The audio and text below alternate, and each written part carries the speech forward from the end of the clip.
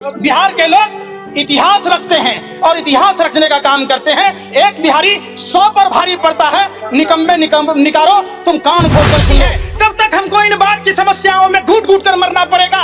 इन जालिम दरिंदों नेताओं, तुम कुछ तो शर्म किया होता। हर साल बिहार में बाढ़ आती है। 15 साल से आप शासन सत्ता में हो। अमित शाह जी ने क्या कहा, आपने नहीं सुना कि बिहार में शासन सत्ता दे दो, गंगा बहा देंगे। तब 15 साल से क्या आप छक मना रहे थे तारी पार मंत्री? तुम्हें शर्म नहीं आई?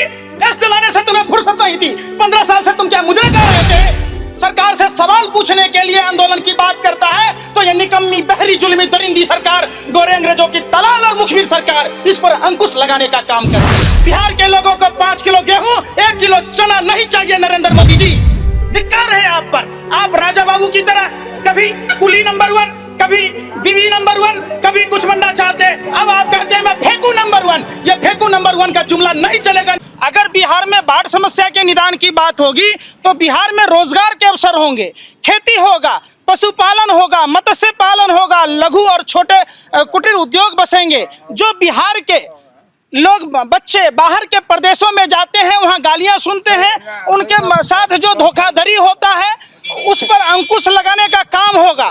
जो बिहार की जनता ने यहाँ नेताओं को 39 सांसद चुनकर भेजा है, भाजपा लोजपा जदयू के नेताओं को, हम उन नेताओं से, निकम्मे निकारे नेताओं से पूछना चाहते हैं, क्यों नहीं हमारे यहाँ जो जानलेवा बाढ़ की विभीषिका है, जो हमारे यहाँ के लोग घूट घूट कर मरने को विवश होते हैं, जब बाढ़ की समस्या आती है हम उससे प्रभावित होते हैं, बाढ़ जाने के बाद हम महामारी से ग्रसित होते हैं। जो हमारे परिवार के बच्चे, हमारे परिवार के सदस्य बाहर के राज्यों से कमा कर लाते हैं, वो बाढ़ की विभीषिका लील जाती है और हमारे यहाँ के ये दरिंदे, जुल्मी दरिंदे नेता एक बार भी इस बात का संज्ञान नहीं लेते। बड़े दुख की बात है, हमारा नेता हमें जाति और धर्म के नाम पर, भाषा और प्रांत के नाम पर आपस में नफरत का जहर घोलते हैं और देश के दलाल मीडिया के भरवे पत्रकारों को ये नेताओं के तलवे चाटने में लगे होते हैं। लेकिन बिहार की आवाम की जो समस्या है, बिहार के लोगों की जो परेशानी है, जो बाढ़ की समस्या से परेशान होते हैं,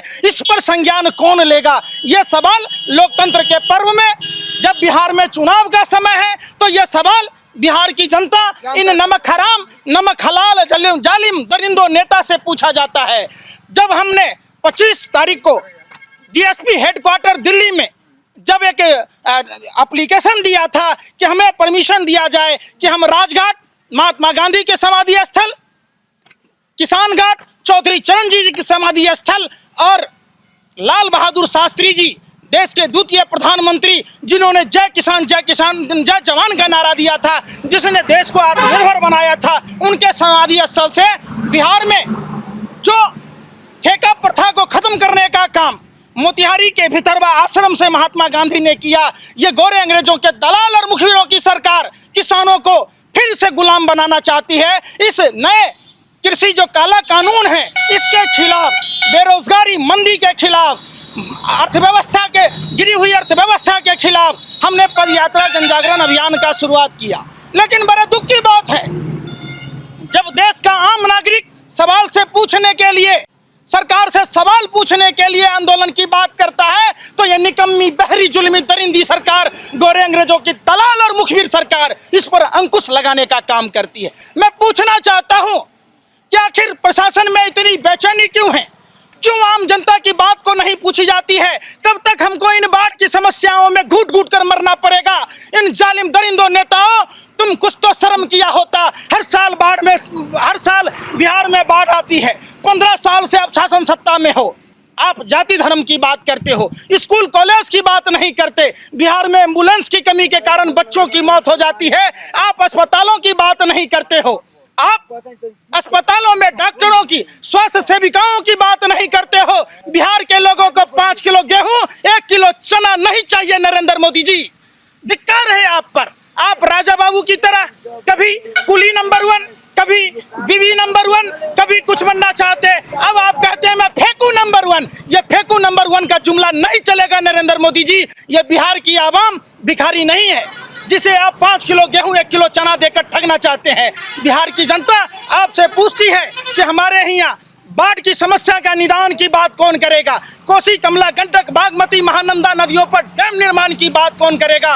जो नेता, जो राजनीतिक दल इसकी बात करेगा, बिहार की आवाम उसको वोट करेगा।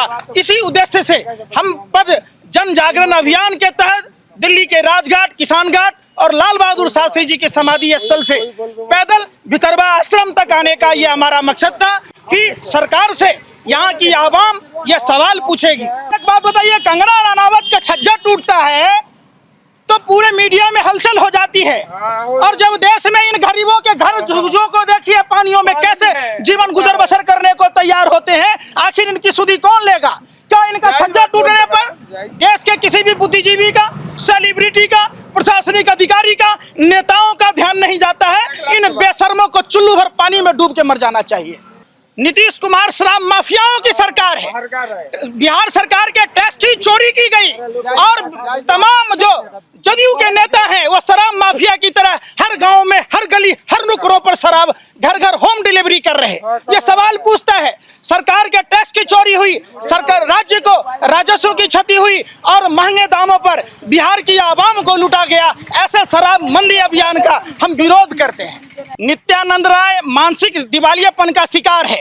ये तारीपार का चेला तारीपार की तरफ पागल हो चुका है। शासन सत्ता के मधोश में, शराब के नशे में ऐसा ये हो गया है कि इन्हों देश के बारे में नहीं समझ में आता। एक बात बताइए, फारूक अब्दुल्ला और महबूबा मुफ्ती जब जेल में थी इतने दिन से, तो बिहार चुनाव में ही इनको क्यों छोड़ा गया? ये सवाल पूछता है। तो दूसरी बात, जब गृह मंत्री के पास तमाम डिफेंस की शक्तियां हैं, तमाम सेनाओं के अभिनंग इनके अंडर में है, सारा शासन व्यवस्था है, सीबीआई है, रॉ है, इंटेलिजेंस की तमाम संस्थाएं हैं, तो फिर ये क्यों बिहार को बदनाम करने का ठेका लेते हैं? ये वही लोग हैं, बिहार के चंद गद्दार नेता हैं जो बिहार की छवि को बर्बाद करते हैं। इनको बिहार के जनता की इज्जत के बारे में जरा सा भी ख्याल नहीं है। ये सत्ता के हौसी दरिंदे लोग बिहार को बदनाम कर रहे हैं। बिहार का विकास जीरो दिखा।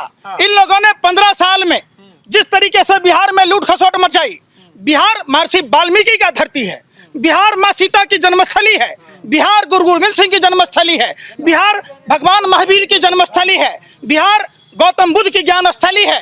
पर्यटन उद्योग के हिसाब से अगर इन लोगों ने विकास किया होता तो बिहार के लोगों को रोजगार मिला होता। बिहार में अगर कोसी, कमला, गंडक, बागमती, महानंदा नदियों पर डैम की बात की गई होती तो बिहार के लोग अपने घर में रोजगार पा रहे होते, खेती कर अपना जीवन गुजर बसर कर लेते, पशुपालन कर लेते, मत्स्य पालन कर रहे होते। ये लोग जानबूझकर बिहार की जनता को बरगलाने का काम कर रहे हैं। बिहार की जनता इस बात को स्वीकार नहीं करी। अरे अमित शाह जी ने क्या कहा, आपने नहीं सुना? कि बिहार में शासन सत्ता दे दो, गंगा बहा देंगे। तब 15 साल से क्या आप झक मरा रहे थे तारीपार मंत्री? तुम्हें शर्म नहीं आई? देश जलाने से तुम्हें फुर्सत नहीं थी। 15 साल से तुम क्या मुजरे गा रहे थे? 15 साल से तुम्हारी सरकार थी, भाजपा लोजपा जदयू की सरकार थी। आपके उत्तर प्रदेश में जब वहां भाजपा की सरकार है तो वहां कौन सा जमुना गंगा बह रहा है? बेशर्मो, ये तो बताया होता। क्यों जनता को ठगने का काम कर रहे हो? 15 साल में अगर 15 अस्पतालों की स्थिति सही की होती, 15 स्कूल कॉलेज खोले होते, 15 अस्पताल बनाए होते, अगर 15 शहरों को आदर्श बनाया होता, अगर 15 गांव को भी आदर्श गांव बनाया होता।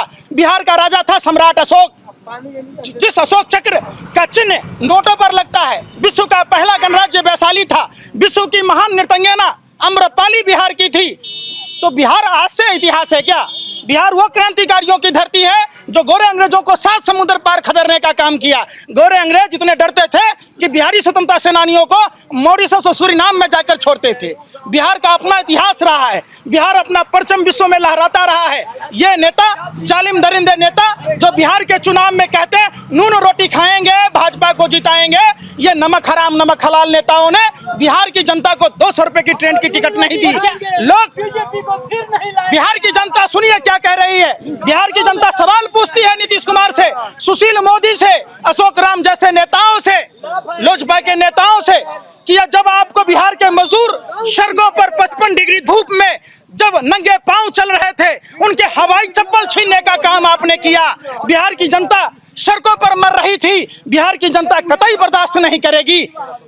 हम बिहार की जनता से कहना चाहते हैं, निकलो घर और मकानों से, जंग लड़ो इन जालिम दरिंदे जो बिहार को बदनाम करने वाले ये तानाशाह नेता है जो हिटलर मुसोलिनी के मानने वाले लोग हैं, जो गोरे अंग्रेजों के नाजायज औलाद है, जो बिहार को बदनाम कर रहे हैं बिहार के बाहर के क्षेत्रों में। उन नेताओं से आपको लड़ना होगा, आपको अपने घर और मकानों से निकलना होगा।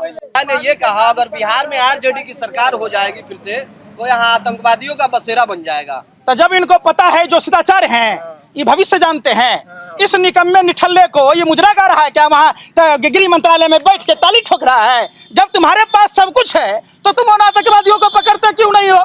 बिहार के युवाओं को और यहाँ के लोगों को एमसीसी कहना, भाजपा नेताओं को बिहार की जनता यूं जूता खोल के मारेगी। भाजपा के नेताओं, शर्म करो, इस जूते का इंतजार बिहार की पब्लिक कर रही है।